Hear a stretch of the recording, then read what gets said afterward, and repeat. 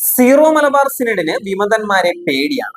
പരിശുദ്ധ കുർബാനയെ അവഹേളിച്ച 50 വൈദികർക്കെതിരെ എന്തുകൊണ്ടാണ് നടപടിയില്ലാത്തത്? മാർപ്പാപ്പയുടെ പ്രതിനിധികളുടെ കോലം കത്തിച്ച വൈദികർക്കെതിരെ എന്തുകൊണ്ട് നടപടിയില്ല? വൈദികനെ അൾത്താരയിൽ നിന്ന് വലിച്ചഴച്ചു പുറന്തള്ളിയ വൈദികർക്കെതിരെ എന്തുകൊണ്ടാണ് നടപടിയില്ലാത്തത്? മുണ്ടാടൻ, തളിയൻ, ജോസഫ് പാറേക്കാട്ടിൽ, ജോസ് കൈതക്കോട്ടിൽ, ജോസ് പുതിയടത്ത് എന്നീ വൈദികർക്കെതിരെയുള്ള നടപടികൾ എന്തുകൊണ്ടാണ് വൈകുന്നത്?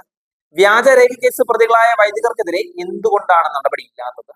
സീറോ മലബാർ സഭയുടെ ഏകീകൃത കുർബാന ക്രമം അട്ടിമറിക്കാൻ ആരാണ് മാർത്തട്ടിലിന് അവകാശം തന്നത്? ആദ്യം സീറോ മലബാർ സഭയിലെ പ്രശ്നങ്ങൾ തീർക്കുക മെത്രാന്മാരെ. അന്താരാഷ്ട്ര പ്രശ്നങ്ങൾ പിന്നെ നമുക്ക് ചർച്ച ചെയ്യാം. സ്വന്തം സഭയിലെ വിശ്വാസികളെ പീഡിപ്പിക്കുന്ന വൈദികർക്കെതിരെ എന്തുകൊണ്ടാണ് നടപടിയില്ലാത്തത്? സീറോ മലബാർ സഭയിലെ വൈദികർക്കെതിരെയുള്ള ലൈംഗിക ആരോപണങ്ങൾ അന്വേഷിക്കുക തന്നെ വേണം. സഭയിലെ മെത്രാന്മാർക്കെതിരെയുള്ള സാമ്പത്തിക അഴിമതികൾ അന്വേഷിക്കണം. ഇതിനൊന്നും പരിഹാരമില്ലാതെ നിങ്ങൾ കാണിക്കുന്ന പേക്കൂതുകൾ പൊതുജനം കാണുകയാണ്. നിങ്ങൾ ഇറക്കുന്ന സർക്കുലറുകൾക്ക് പുല്ലിന്റെ വില പോലുമില്ല. ഇന്ന് ഏറ്റവും വിലയില്ലാത്ത കാര്യങ്ങൾ സീറോ മലബാർ മേജർ ആർച്ച് ബിഷപ്പിന്റെ പദവിയിൽ സീറോ മലബാറിന്റെ സിനഡുമാണ്. കുർബാന പ്രശ്നം പരിഹരിക്കുക. ആർക്കും ഉപകാരമില്ലാത്ത സീറോ മലബാർ സിനഡ് പിരിച്ചുവിടുക.